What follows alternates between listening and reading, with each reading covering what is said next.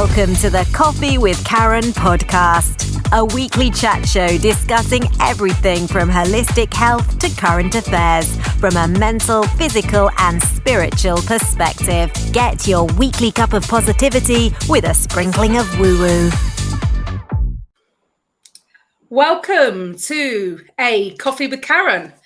So this particular episode, we are going to be talking a little bit about trauma. Again, I know we've covered that in some way, but my guest with me today is going to discuss recovering from PTSD from a completely different aspect. I suppose last time our guests were more from the mental perspective. This is maybe more from a physical perspective through the body. So, and offering up any solutions for anybody that is suffering right now, which with what is going on at the moment, I think a lot of people are suffering with a little bit of PTSD. So first of all, Ali, if you want to introduce yourself, tell the listeners what it is you actually do and maybe a little bit of your story. Hello. Okay, so I'm Ali. I'm a yoga instructor, a Pilates instructor, and I'm currently qualifying in TRE, which is Trauma Releasing Exercises, and that was specifically made for people with PTSD. I came to Pilates and yoga and TRE unfit and highly traumatized. So when I was younger, I never imagined that I would be working in fitness, in health, and it's been a complete turnaround. I worked in recruitment. I lived in London, Germany, and Switzerland. It was very, I guess it was, there was a lot of adrenaline, there was a lot of booze involved, etc. Married a German chap in London who had an Irish accent. I thought, you're quite cute. But I know, I thought, you're quite cute and you seemed really nice. I was going to move to Australia because I lived, I was in Australia years ago and I love Australia. But I moved to Germany instead, and then moved to Switzerland, and then back to London, had a baby, my gorgeous darling Charlie, and we moved to Switzerland. So come 2014, I knew my marriage was in trouble. I mean, ultimately, I wanted a divorce by then. My daughter was 3 years old, and I was 7.5 months pregnant with my son.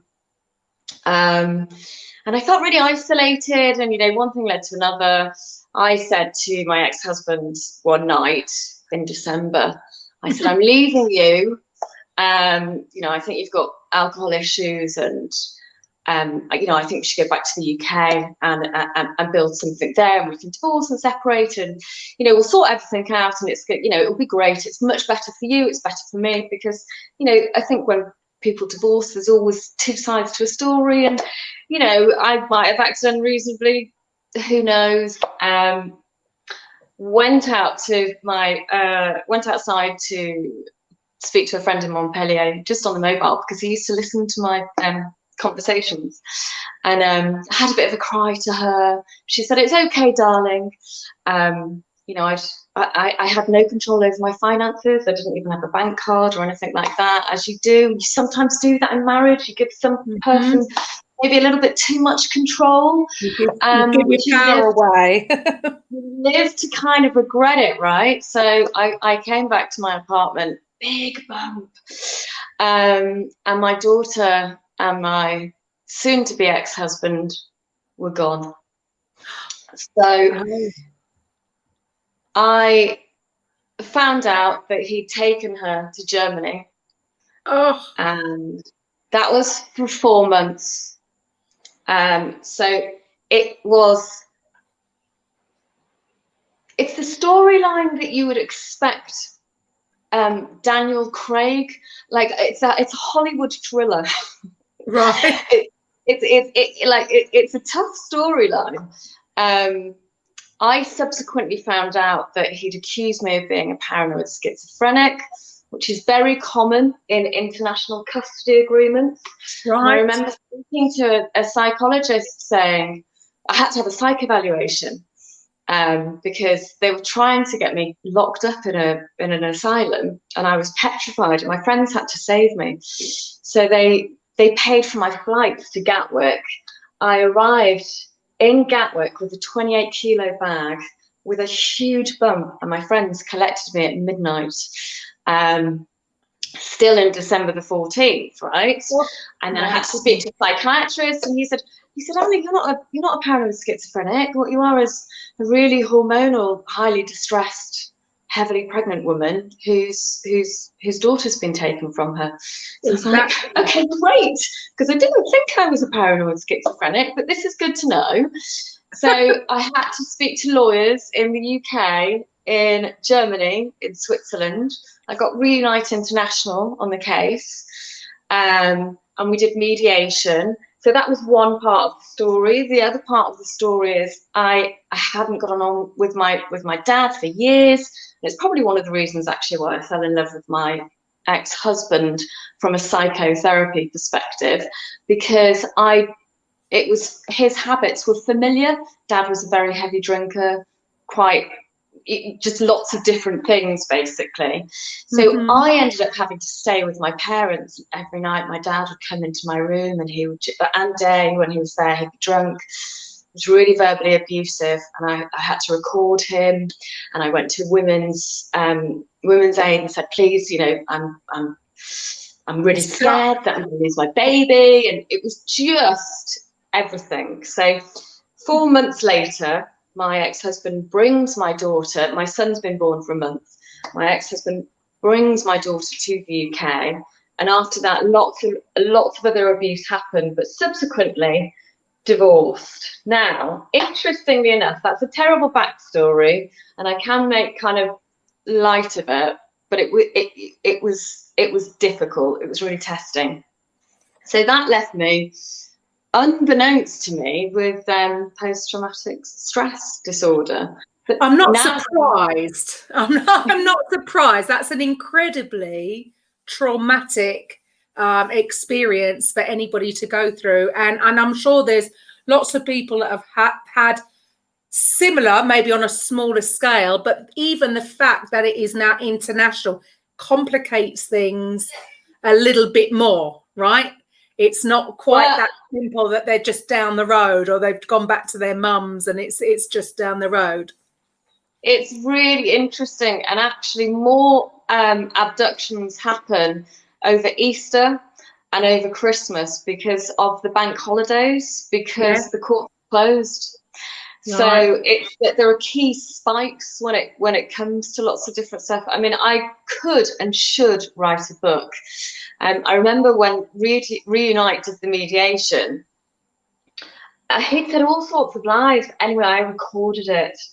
And you're not supposed to record these mediations. And in it, the lady, who's so kind, she said, look, he's admitted to everything. He said he panicked. It was just a lie. And I could tell that she felt really sorry for him. And inside, I'm like, this was before I had my son called Fox. This was before I had my baby. And I was raging inside, going, how can you feel sorry for this monster? But do you know what? Everyone's got issues. So he, whilst he might not have admitted to it, like faced up to his issues yet, it will happen, won't it, I suppose. But what was interesting for me is I didn't have any support. My family were horrifically abusive, apart from the two people that saved mine and my baby's life. Bill and Alex in Cambridge. So they were on the phone to me, giving me support. And then I got to the stage where my son was about a year. I divorced my husband, the family, and I'd got a prohibited steps order against him. The family lawyer that I represented myself, but they gave me so much tips because they just said, Annie, we feel so sorry for you. This is the first case that's ever happened where the woman's actually been heavily pregnant. Like this has never happened. Usually they take the children. They don't you know, and thank God I flew to the UK, because he was saying you're going to have to live in Germany for the rest of your life if you ever want to see your daughter again. So all sorts, like when I had my son, I did FaceTime with him, and he allowed me to do FaceTime so that I could FaceTime my daughter. And I said, look, this is your son, Fox. And then afterwards he sent me a text message saying, he looks like me, please don't harm him. I was like, so just lots of kind of mental, you know, kind of things like that. So it destroyed my life hugely. However, when I was at the stage where I thought, right, I need some cash now, I went back into recruitment, and during the job interview, just briefly, during the job interview, I had to have a psychometric test, and my psychometric test spotted that I had PTSD. Right. So interesting, because the score was 98% on emotional intelligence. And my friend Ian said, look, you've got 98%, and I'll read you the explanation. You're either a sociopath, which is one reason why you'd get 98%, right? Or you've had significant trauma, because you've ticked these for everything. And people that have had trauma, they become far more empathetic. They're just your senses, because you're on high alert all of the time. It changes your physiology. But interestingly enough, totally. Now we've for the last couple of episodes that we've had discussing topics, that same thing, what you've just said, has come up over and over and over again. As in, you are, when you're in that state, you are on alert the whole time. So again, going back to the hormone cortisol. Cortisol is designed, we've said this in pretty much every show I've done on a range of subjects, completely different subjects, but it comes up every time that although cortisol was years ago a good thing for us if we needed to run away from a saber-toothed tiger, these days we don't have those issues, but they're different stressful situations. And for somebody like you going through all that, that is 24/7 releasing cortisol, right? Continual. That's not exactly. And cortisol, I mean, you are so right, because I'm all about cortisol and actually regulating it. And we can go on to that without a doubt, because those, like adrenaline and cortisol, if you need to run away from a tiger, anything like that, these are the things. Cortisol will numb you. So if you've been bitten by a shark, the adrenaline fights in, you can swim, you get to the beach, you discover you've got one leg. And you only discover you've got one leg because of the cortisol. So it's so interesting. And our bodies are just so clever. But they're not designed for that. It's not designed for the consistent. They're not. But if you look at, so let's talk about, if you look at a gazelle, okay, and they're in the Sahara and they're being chased by a tiger or a lion, right? So they have cortisol, they have adrenaline, and they will be at either, you've got your fight or flight or your freeze kind of mechanism, right? That's due to huge surges of adrenaline. So you'll either leg it, spring off, fight. I don't think you do that with a lion, but you never know. You're not in control of it. It's your body's protective mechanism. Or freeze. Now, often, I don't know if you've seen any of those documentaries that David Attenborough will show, but the gazelle might be paralyzed on the floor, and it's those hormones that have paralyzed the gazelle deliberately to protect them from feeling any pain if the lion actually does munch them, and also to give them a potentially running chance. Now, Mr. Lion goes, oh, well, the gazelle's dead, it's fine, it's floppy, it's not doing anything on the floor, I'll just go and try and catch something else for food. Gazelle wakes up out of that dissociative freeze and goes like that. And they shake. They shake. Wow. And it's the body's, if you've ever seen it, all animals do it, it's the body's natural mechanism to regulate adrenaline and cortisol. And that's now yeah, what I'm specializing in. So I help people generate neurogenic tremors, which go straight to the adrenal glands because it's the body's natural response. Now, the most fascinating thing about this is children naturally shake, okay? It's up until the age of around about 11 that they stop shaking, because as adults, we're told that shaking is a sign that you're scared and you have to be manly, you have to be butch, you have to hold it together, you have to compose it. So the guy that invented TRE, Trauma Release Exercises, this guy's called David Baselli, fascinating guy. So he was in Africa, he's in a bomb shelter, there's bombs going off outside, and he's holding on to a young child. The child's petrified, shaking. He looks all around the bomb bunkers. The adults are holding on to the children. None of the adults are shaking. Every single one of those children are shaking. The bombs stop. Guess what happens? Children go out, play football. They're happy as Larry. Happy as Larry. Yeah. The adults, they all go on to have PTSD. In fact, it's really interesting because actually the Twin Towers, awful, right? So the people that went on to have PTSD, not many people who were actually in the Twin Towers who survived got PTSD. And do you know why? It's because they discharged that energy at the time, okay? They ended up, so they walked, they ran, they shook, they didn't know how they got home, but they all ended up at home. So they've got that memory lapse, but they didn't get PTSD unless they went into a home that was an unstable home where there was domestic abuse. Now, people who are watching the Twin Towers, some of those actually went on to have PTSD. You know, I mean, it was horrific to see. But if you think about emotion, so the Latin definition of emotion is energy in motion. Yes. Right? So they knew it, like we've all known it, but for some reason our modern day lives and this ridiculous kind of masculinity that we're brought up as power is rigid. Power is not rigid. Power is loving. It's soft. Exactly, that's it. It's just not right. So with people specifically with PTSD, some people might say, and loads of people said to me, Ali, just get over it. Why are you going on about it? You know, why can't you just stop? And I'd be like, but you know, it was almost like I had one guy sing to me, Let It Go from Frozen.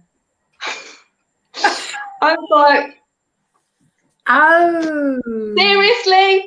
Oh my goodness. If it were that easy, nobody would be suffering worldwide, would they?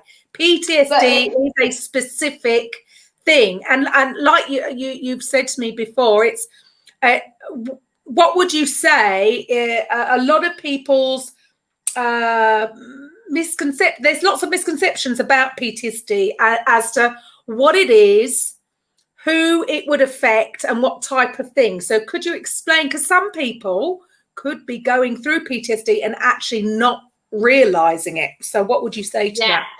I can actually. So PTSD is the ability not to be, and Pete Levine describes this really well, it's the ability to not be in the here and now. With PTSD, it's not coming from your frontal lobe, which is your rational mind. So your feelings are stored here, your emotions are stored in your limbic and reptilian brain. It's subconscious, and they're there to protect you, and that's what releases the adrenaline and the cortisol. So in PTSD, because that energy wasn't discharged at the time of the event, our bodies are still on high alert.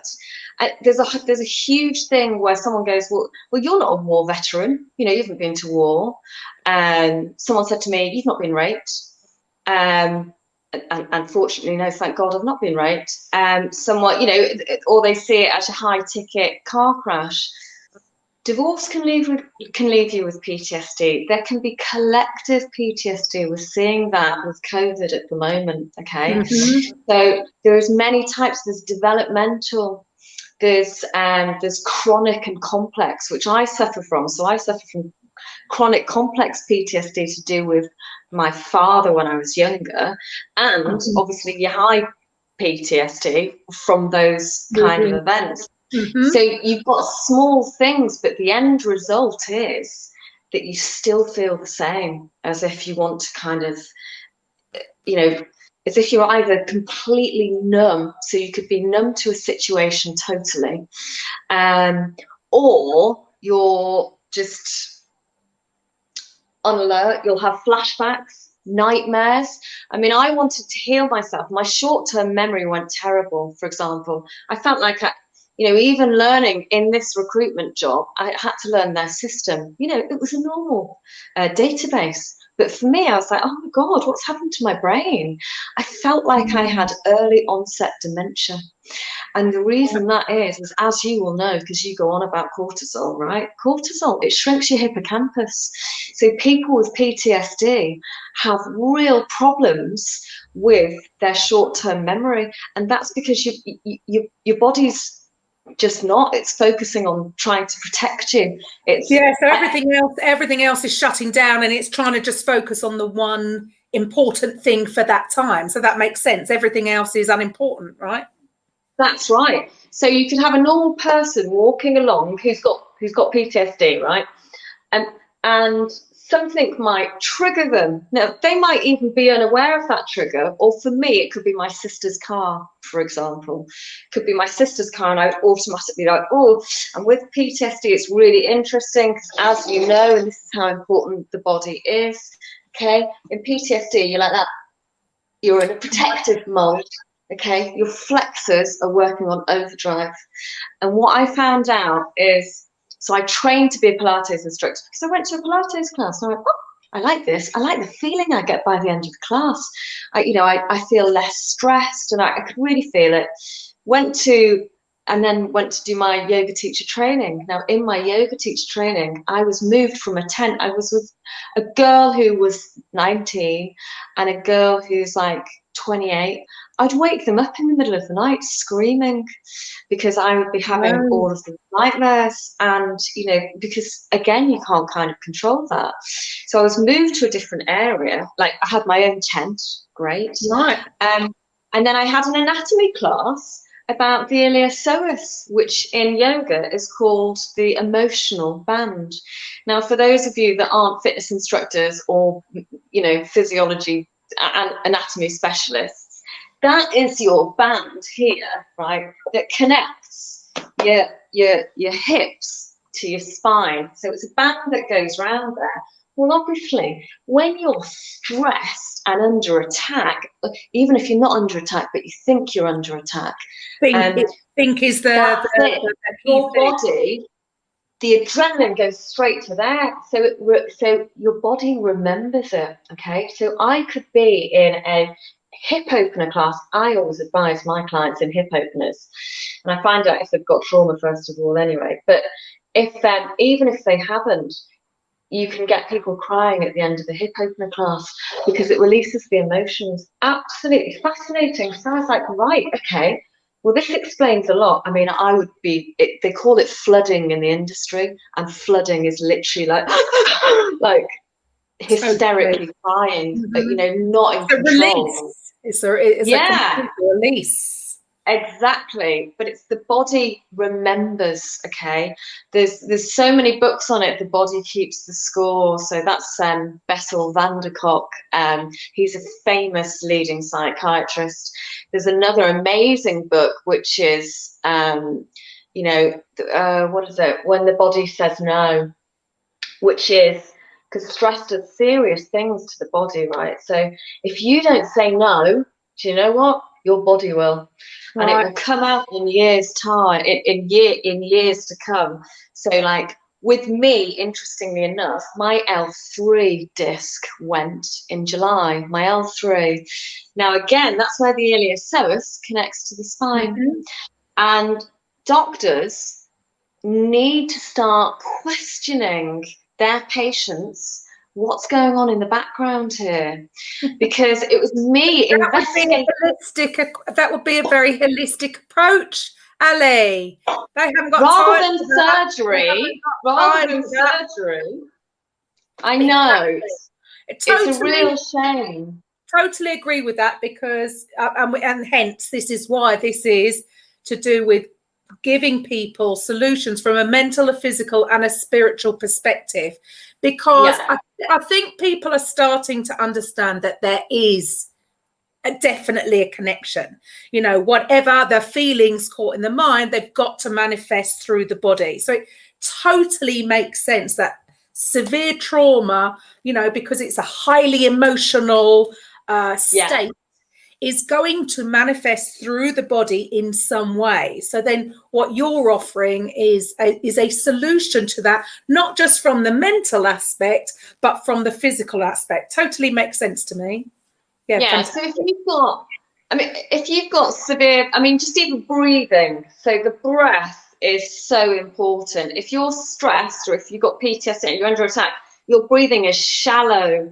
It's really shallow and it's really fast. But if you take that breath all the way down to your pelvis, slower it down, and if you could do like 4 inhales, so inhale for 4, exhale for 8, by doubling up on the exhale, you're releasing oxytocin around your body. So there's various different things that you can do. But if you've specifically got PTSD, talk therapy as the first port of call can actually be dangerous. So interestingly enough, I had a CBT therapist. I only had 1 session with her, and I actually felt I was off the Richter scale at the time, just in the depths of it. She was totally out of her depth. And actually, CBT is very ineffective for PTSD. So what they say is, so I'm doing TRE at the moment, and you can regulate, they're self-regulating exercise that evoke neurogenic tremors that regulate your adrenaline and your cortisol levels. So it can get you to a normal level, which actually gives you clarity. So because your emotions are mind and mood altering, once you regulate those, then you could have some decent talk therapy. Right? Yeah. But otherwise, because she asked me about what happened, well, it felt like I was in exactly the same situation. It's frightening and actually quite damaging because it's so new. Because your brain. They're getting you to relive it, aren't they? If you haven't it's so dangerous. That thing first, they're getting you to relive it. So then you have those feelings. It totally makes sense. I wish though they did have more of a holistic approach to this, because what you're saying there, of course, it makes sense. Lower one side first, then you are in a position to maybe talk about it, because you haven't got that instant stress response. Hugely so. You're more regulated. What it does, so ever since I've been through what I've been, I vowed, because Bill and Alex were the only people that were there to support me. I vowed that I just don't want any woman ever going through that on her own. Do you know what I mean? Mm-hmm. So I really want to teach people who have been in domestic abuse situations TRE, because what it does is it helps you think, it gives you control, and it brings you back to your body. And it's a really powerful thing in a sense, because you notice that when you're negotiating with people, for example, I'm less reactive. So there would always be triggers, and certain people would know, they would deliberately go out to go, I'm going to trigger her, because that's the nature of abuse, right? Mm-hmm.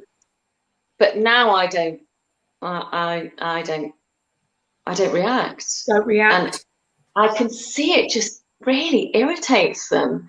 So it gives you power more, and it's good. And I said to my therapist, it was so interesting because with TRE, you have to, so you'll do like maybe a shake every other day. If you've got PTSD, you need a therapist to take you through these shakes, because you can become frozen, dissociated, etc. So it's good to have a therapist to do this. Or you can do it like every 3 days, but it's like a top up, basically. It's like a top up of fuel in your engine, but it's like putting some like high grade oil in your engine, which makes you feel good. So once you've topped up and you've got to a certain level, you feel normal again. So I said to my therapist, wow, do you know what? I feel a bit different. And she said, well, in what way? What do you mean? And I said, well, I feel like the old me. So interesting. So it might be that with TRE, depending on how the abuse was, you might not need even a verbal therapist, but it might also mean that you do. But still, it gives you options where you can self-regulate in your own house, because you can learn these exercises. I watch it when I do it when I'm watching a film. I had Nina Simone on before, and I was literally doing a shake like that on my yoga mat just behind me. So it's very adaptable. It's not spiritual. Yoga can be spiritual. So hopefully it's good for everyone else. But there's another practice that you can do, actually, EMDR. That's good, because that's focusing on your memory. So it's to do with your eye movement, and that focuses on your hypothalamus and hippocampus. I think I'm not specialised in it, but I've heard that is highly, highly, highly effective for PTSD as well. And what is that? Sorry, what does that stand for? Eye movement. I'm not sure what the DR stands for. Eye movement direction, maybe. You're asked a certain set of questions, and you're asked to look in different locations. And then over the course of the sessions, it helps put that memory back to 6 years ago. Whereas with PTSD, that memory can feel like it was last night. Right, yeah. Keeping it at the forefront, so that makes it. Suppose taking the emotion, taking the strong emotion away, so it just ends up being a real past memory. Nothing to see here. Nothing to see here.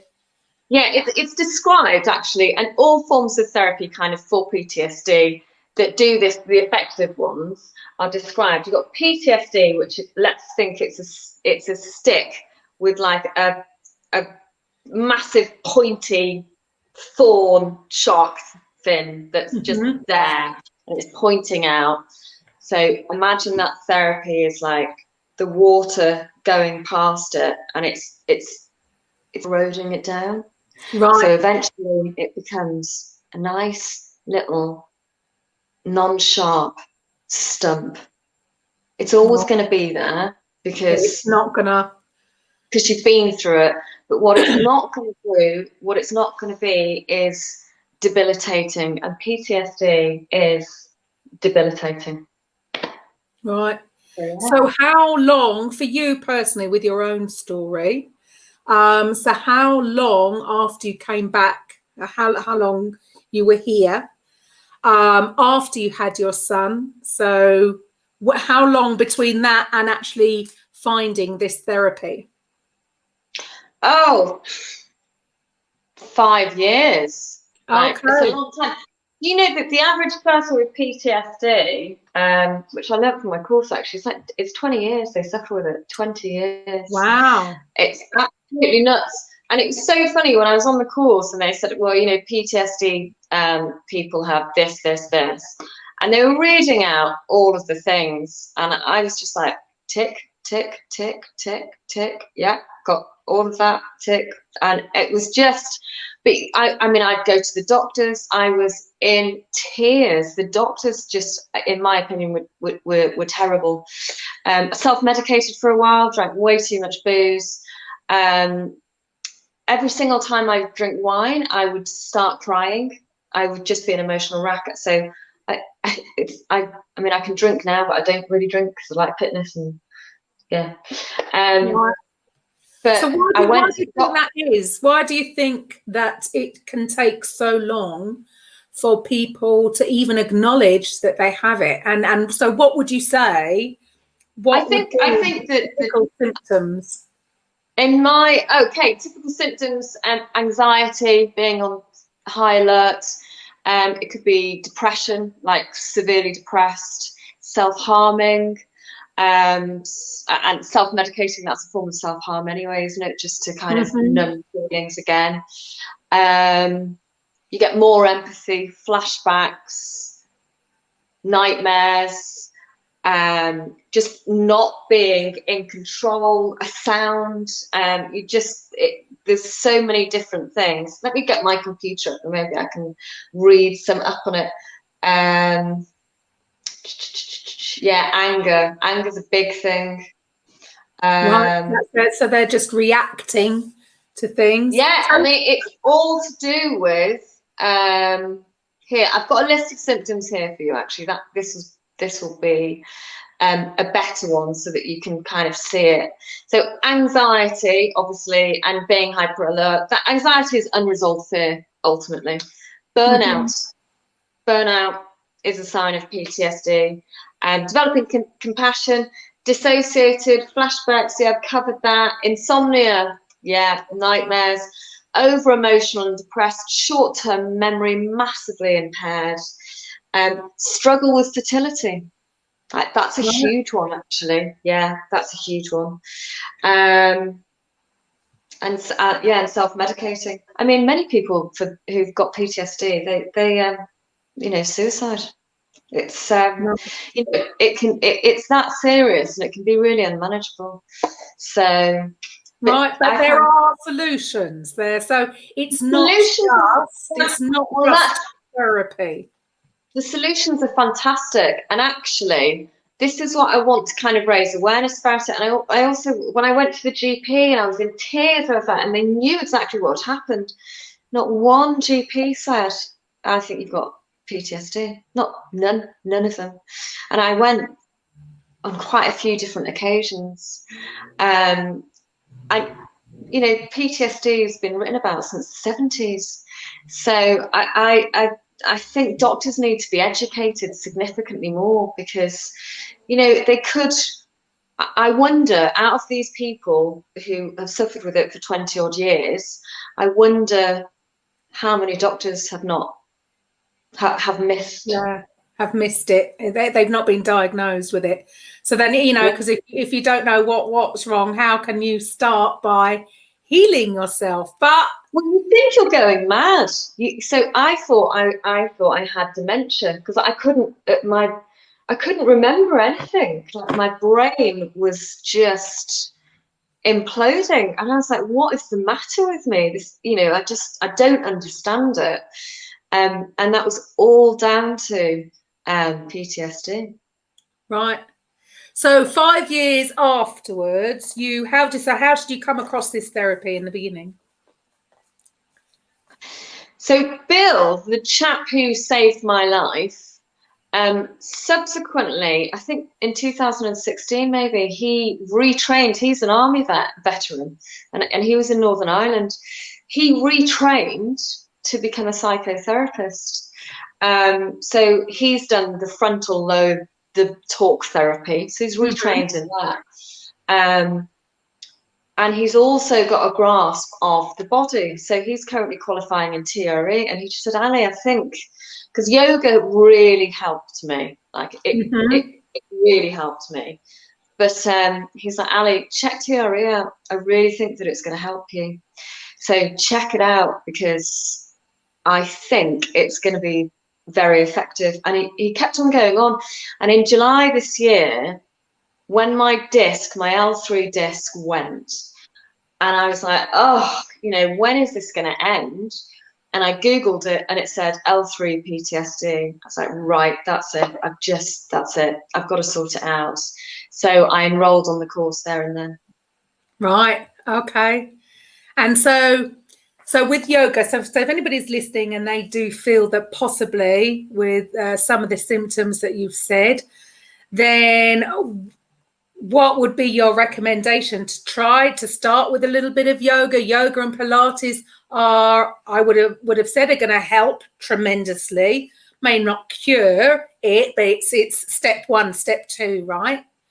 So to stretch out those tight muscles but to still have a strong core, and then find somebody who does this TRE. Is this quite a common, or is this really quite a new therapy?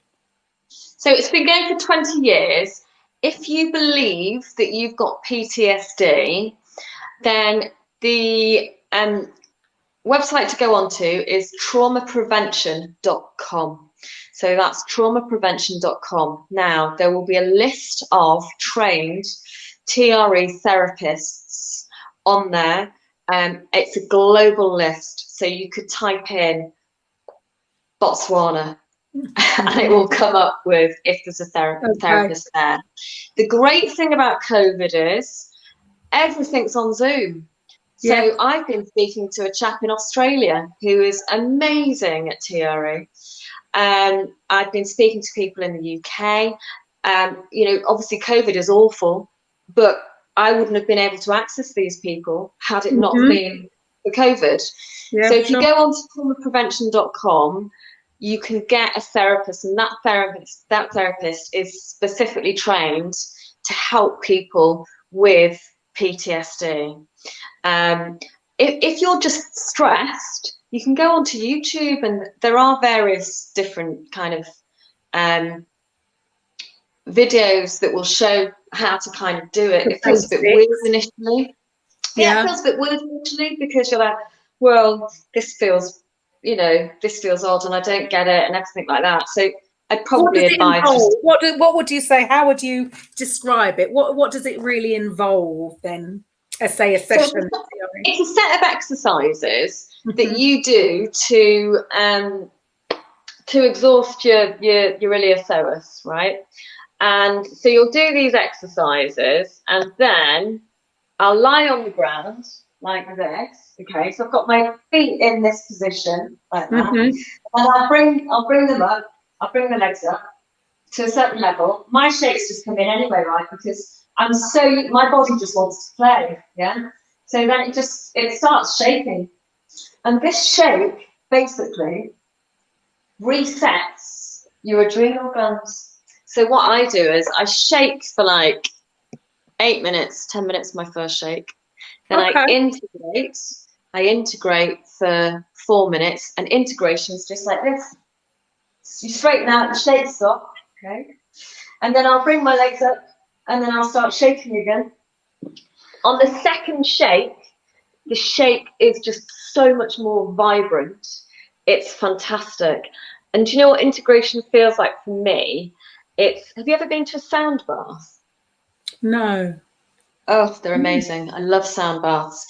I really believe in healing energy. So sound is so effective. It's fascinating. Yeah, totally. That's going to be another discussion. I'm 100% behind. Love it.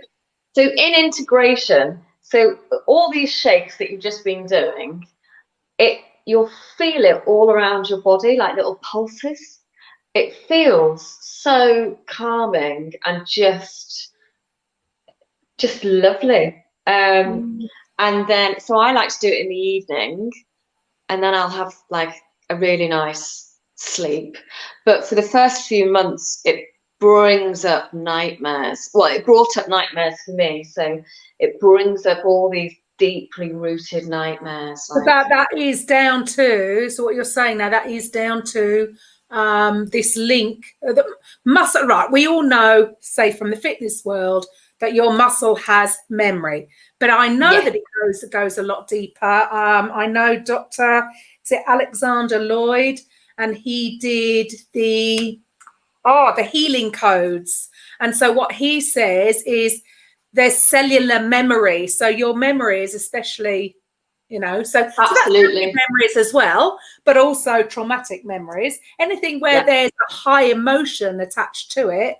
And so that's cellular, it's everywhere. So that can be all around the body. So this really ties into that. that there is this, it's not just, your memory isn't just here in or wherever you think your mind is, because obviously your mind is an activity rather than a physical thing that you can see or touch. So where are these memories? Are they out of your head? No, they're actually in the cells of your body. So this really ties into that.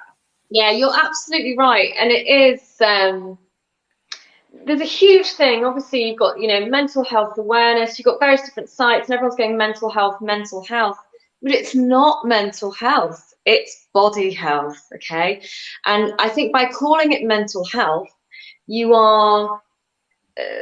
you're saying about the soul, but the soul is you. And if you're not healthy, your soul isn't healthy. So it really needs to, so I'm now calling myself an embodiment therapist, because that's what I am.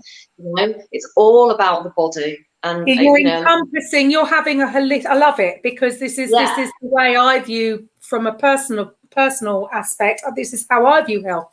There's a holistic approach to it, the mind, body and spirit, and everybody is trying to separate the things. It shouldn't be done. Yeah, exactly. No. Because it's a unit. And it's the same for yoga. So people will come to me. Most of my clients, they're about 40 to 60 maybe of the yoga clients, and they're all like, Ali, and this position, it's hard. It's like, I get it. Yeah, it was really hard for me. But realistically, because they see these people on Instagram, and I'm like, well, they're 20-year-olds, they've not had children, and they're you are you. Yoga isn't about looking good on Instagram, darling. No. Yoga is about you. It's about your feeling. It's you coming back to your body and feeling safe and happy and secure in your body. That's what yoga's about. And then they get it, because I'm like, hey, you can do this, or what do you want to do? Do you want to play today? How's your body feeling? And it really is like, if you look at children, they play, they explore their bodies, they do all sorts of different things, and they're really curious.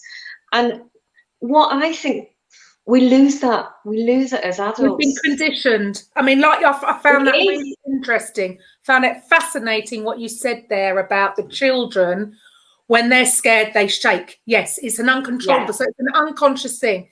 So it's fascinating what you've said there, that as we get older, because we're so conditioned by society, peers, teachers, whatever, to we've got to act in a certain way when we come across certain things, and having that shut down, it really is sort of connecting the dots. Yes. So because we're not allowing that, we've gone through this traumatic thing, we're not allowing to get it through the body, we're keeping hold of it. It does make sense that's not a healthy way of doing things, because you're just locking it in. And I think that's brilliant. Typical kids shake, get scared, shake, and then run out and play once it's all over. That's what we need to do. It's amazing. And actually, there's been lots of studies about it. So effective therapy can alter your physiology, right? That's how effective therapy is. It alters your human cells. So women with PTSD are 50% more likely to get ovarian cancer. 50%. It's a big stat, right? However, with therapy, that percentage goes down, right? You can reset it. It's about rebooting your system. On a computer, it's switch off, switch on. For us, I do TRE. That's my system reboot, okay? Right. To regulate the hormones, to get it so that you're all in check, because ultimately, if you don't, you will get long-term illnesses, and it can be. I can 100% believe that. Any kind of stress, I do believe that anyway. Well, disease by just the name is a body. It's not at ease. The body is not at ease. So somebody that's dealing with so much stress and internalizing it, it totally makes sense that it's going to manifest through an unhealthy body. But it doesn't have to be like that, right? It doesn't have to be. The body is so clever. That's what I love about it. It's my body naturally wanted to heal me. I mean, that's how amazing the body is. So that's why I did Pilates, then yoga, and then obviously this. And it's been a magnificent journey. It's been so interesting to see the changes in me. Right. It's fascinating. And how long would you say? So, say your first. Did you notice a huge change in yourself after your first treatment, or did it take a few sessions? Well, I actually, do you know what? The first day that I did it, I did 4 shakes in one day. Now, that was part of a course, so it was quite a lot for that day, and I wouldn't advise that normally. However, it was part of the TRE course. Someone asked me at the end of it, they said, well, why are you doing TRE? I was doing it in Mallorca, and really fit Mallorcan guy said, why are you doing TRE? And I said, well, and I explained a little bit about my situation, and I was actually able to explain my situation without breaking down and crying or wanting to kill. That's always a good sign. Yeah, that's it. But interestingly enough, many therapists who become PTSD therapists have had PTSD.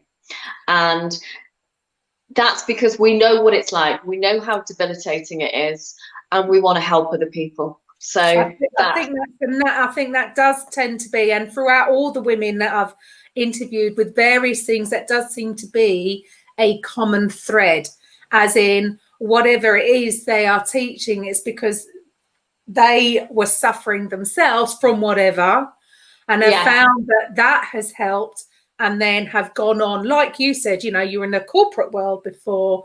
I think a lot of people are moving towards these kind of things, these sort of more humanitarian efforts, because they have a deep-seated desire to then pass that knowledge on, which obviously makes sense, right? If you've been injured in some way, and some therapist helped you, or you've suffered mental trauma and something's helped you, whatever it is, if you've had a body transformation, a mental transformation, a business transformation, it inspires you to want to basically tell the world about it, right? Because things can change.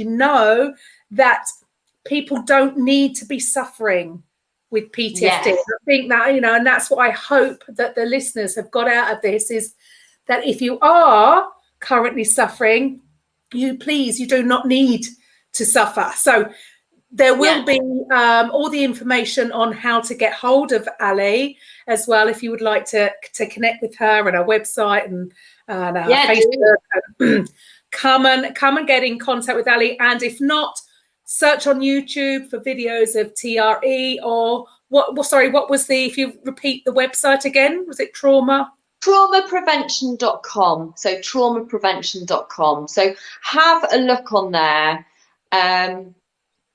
And also, what I'd say for yoga, I'm teaching yin yoga tonight. Yin is really good because it's a relaxing thing, so that's good for sleep. But there are various different kind of things that you can do. I'd probably don't do meditation if you've got PTSD, because actually it can be dangerous, because you can end up too much too soon. Because sometimes you're on your own, and actually it can be really traumatic. So probably don't meditate. But apart from that, fantastic. Get in touch, and I can always point you in the right direction, because I know how frustrating it is not to get the help that you really need. Yeah, sure. I mean, your story is amazing. I mean, it's for a lot of people, if they do escape something like that, at least they've got their family to go to. And so you had it at both ends. So you had it going from that, trying to go to your family, and losing out. So you sort of been through it twice, right? Well, So the family element was worse, I think. The family element was worse. Well, because there was more, I suppose you've had them for longer, right? So there's going to be a lot of history there. So, there really is. I find it absolutely fascinating, and I'm all for that. I just think that, yes, the moment we all, I think, come together as a unit with all kinds of therapies and understand that it's not just the mind, it's not just the body, it's not just your spirit, it's that everything combines. That is what we're all the whole package. The whole package, absolutely. For all health, we need to look at all areas, look at our lives from all different perspectives. If we want to remain healthy and happy. So if anybody is suffering, please, there's no need. There really is no need to suffer in silence, and there are solutions to it. There are solutions, yes. Fantastic. Awesome. So thank you so much for having me on. Thank you very much. So Thursdays, we'll have a keto coffee with Karen, where we will be discussing gut health, especially for women that are going through maybe perimenopause and beyond. So that's going to be a really interesting talk. So thank you for listening, and listen in on Thursday and again next Monday. Welcome to the Coffee with Karen podcast, a weekly chat show discussing everything from holistic health to current affairs from a mental, physical and spiritual perspective. Get your weekly cup of positivity with a sprinkling of woo-woo.